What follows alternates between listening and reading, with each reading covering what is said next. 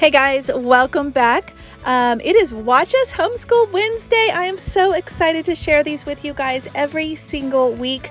If you want to go check out the playlist, if you've missed any, go check them out. And if you would like to join me, make your own video and add the tagline, Watch Us Homeschool Wednesday, tag me, Down Home with Lemon Pie, and I will share your videos with my community so that we can all form a community of homeschoolers and motherhood together.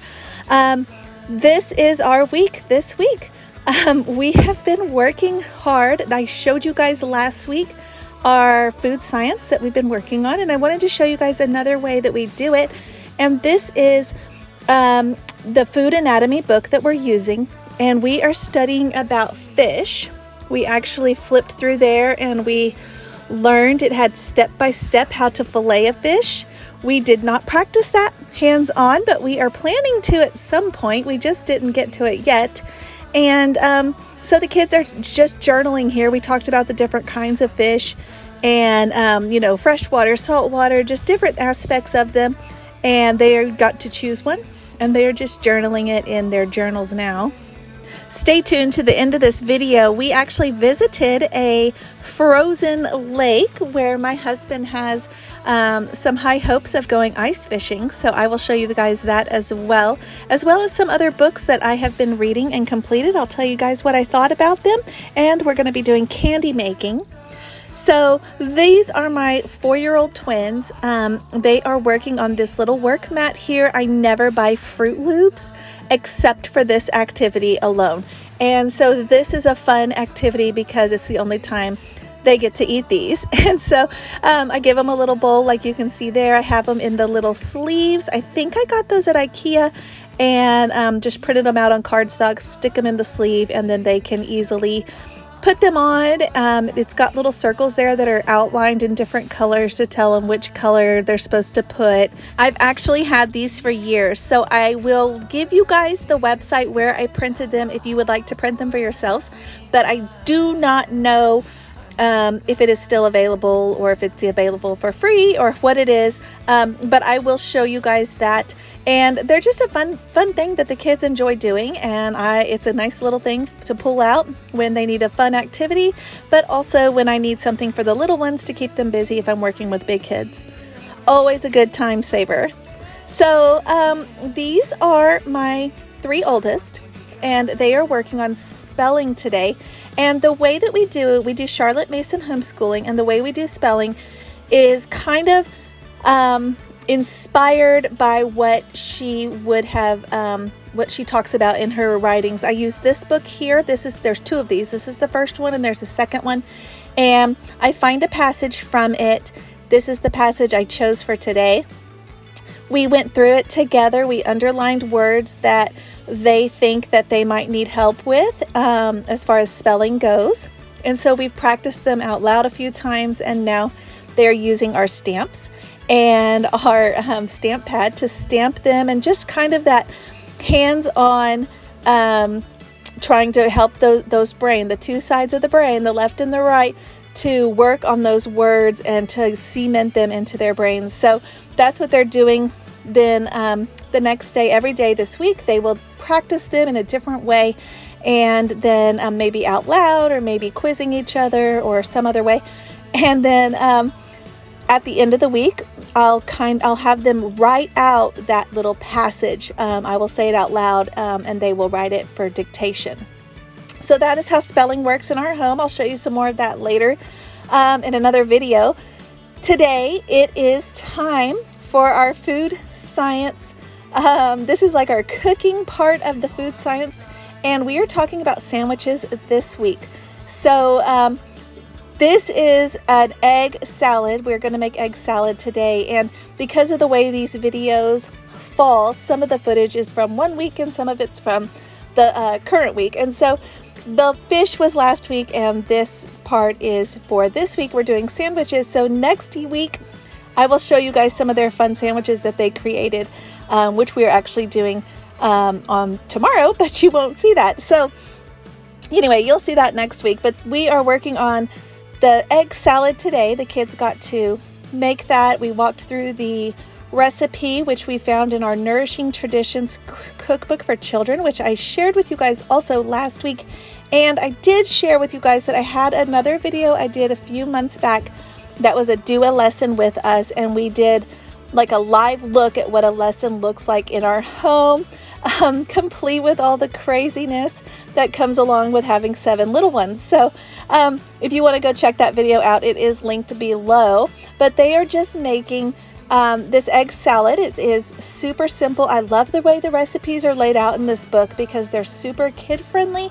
They're things kids would typically like, and they're also super healthy and nutritious, and it tells you why like the elements are included or why they're good for you. Just, it's such a good book. So at the risk of harping on one topic for way too long, I'm going to recommend it again. And it's the Nourishing Traditions cookbook for children. There are several in this series, but this is the one for kids. And let's see what they thought. It looks like we've got maybe 5 yeses and 1 not so much. That's okay. And not everyone has the same taste buds. These are some books that I recently finished. So Mama has to read too. And I recently completed 3 books. I wanted to share them with you guys because I did share them with you in my books that I'm reading, which is also linked below, What's on Mama's Bookshelf. This one is The Nightingale. It is such a thick book. And anyway, this book was given to me by my sister back in October for my birthday. It's about World War II. She knows that I'm enjoying that topic right now.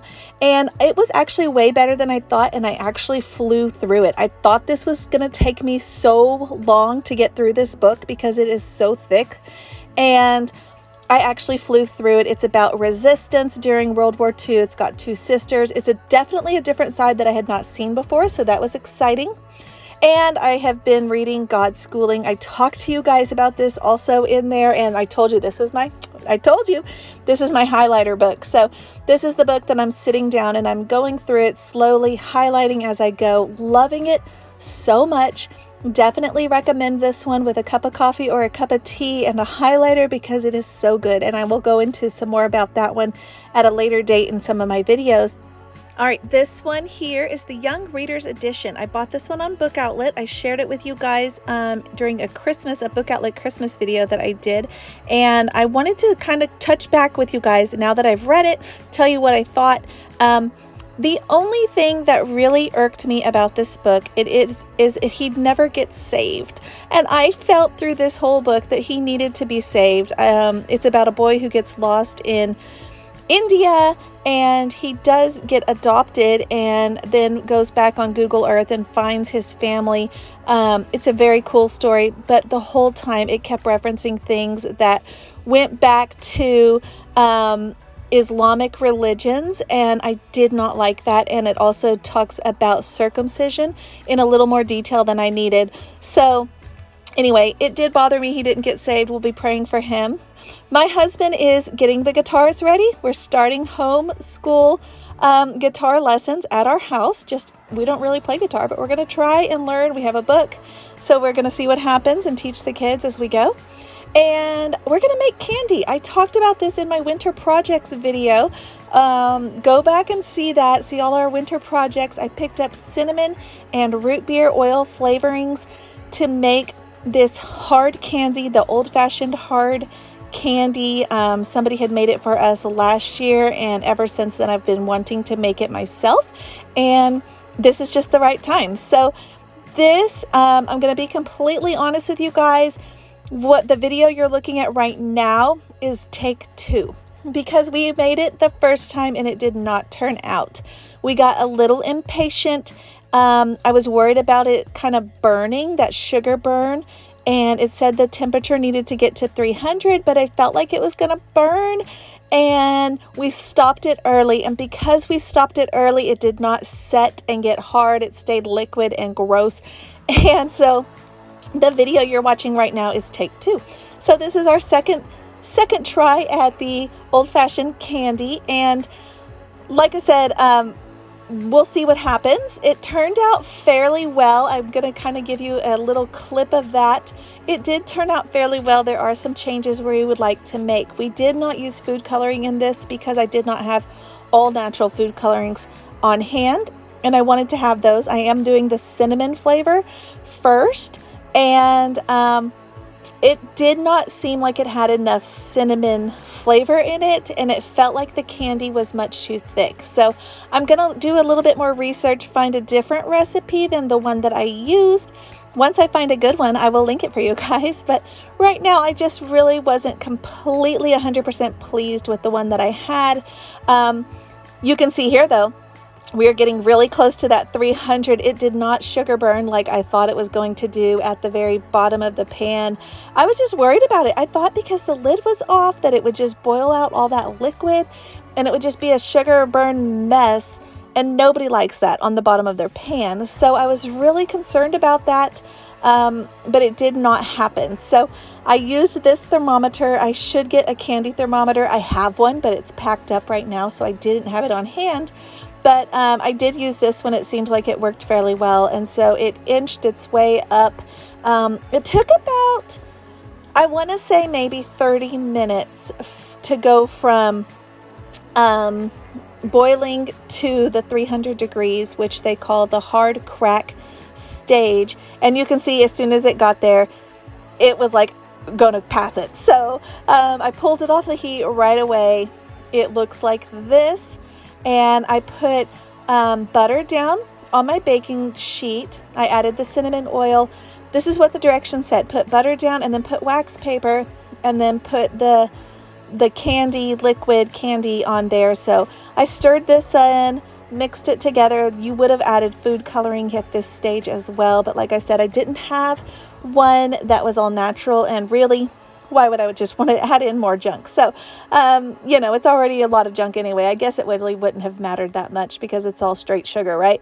So, anyway, we are making it, and it's been good. It's just not been consistent as far as the flavor goes on every piece.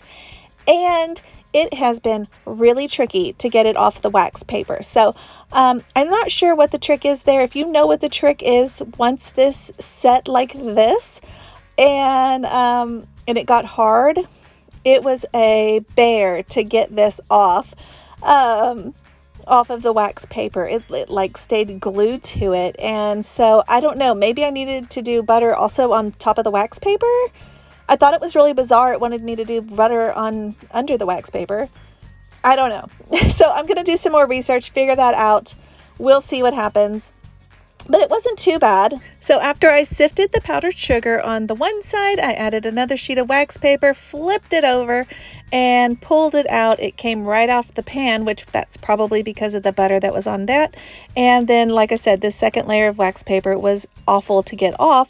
That is right there on that side. But once I kind of got it peeled off, got the powdered sugar on there, got it broken up, that was the fun part and easy part. It was fine. But like I said, the flavor, the cinnamon oil, I don't know, for this particular recipe, maybe I should have used 2 vials of cinnamon oil. You can see there how thick it is, which was almost in some places thicker than, like twice as thick as what I kind of expected. So I'm going to play around with it, see if I can find a different recipe, see what happens. But in the meantime, I will say it was probably a win because it is still delicious and fun. And guys, we made hard candy. Look at that. We did it. All right, guys, and now we are driving out to a lake that is near us. It's just a beautiful drive. The snow is still on the ground. It hasn't snowed in a few weeks now. I mean, really snowed. But there's still plenty of snow on the ground. It's been warming up off and on. So we wanted to come check out this lake here. This is the floating pier, and we're walking across, and the lake is frozen. Not right here. This is kind of the marshy bog area. But once we get out there, you'll see the lake is frozen and people are ice fishing. So how cool is that? My husband did go once already this season and he had a good time, but he did not catch anything. So he is wanting to go again, take the boys, and, you know, look. This is a frozen lake. You're looking at a frozen lake and you're looking at people standing on it, walking around on it, where water would normally be, and they are fishing. So that's pretty cool. I think they said, I could be totally wrong, but I want to say that my husband said it was about 10 inches of ice here, thick, but we still did not step off yet. I just am a little timid about that, so we did not step off, but he wants to come back with some buddies and do some ice fishing, so that will be fun for him, and maybe he'll catch something and we can line our kids up and fillet fish and teach them that skill, because I have no idea how to do that, but that other book that we talked about earlier walks us through it. We may have to look up some YouTube videos, I don't know, but I feel like these kinds of skills, these life skills, are things that kids should know, so we include them in our homeschool. So kind of a cool thing, right? So this is the marshy bog. You can see here, obviously you wouldn't walk on that side because that is really thin ice, so, or even no ice. So yeah, but what's interesting is, because of the mountains, I'm guessing, this is also really close to us, and you can see how much less snow there is over here. So it's very interesting the way the weather patterns work. Both of those areas are very close to us, and you can see here there's minimal snow. The other one had frozen solid lakes. This water here is not even frozen. So it's just interesting the way that works. Anyways, guys, thanks for joining us for Watch Us Homeschool Wednesday. I'm looking forward to sharing with you guys for Homeschool Fellowship Friday this week, so stay tuned, come back. Don't forget to subscribe and definitely like, share, and comment. I'll see you guys next time.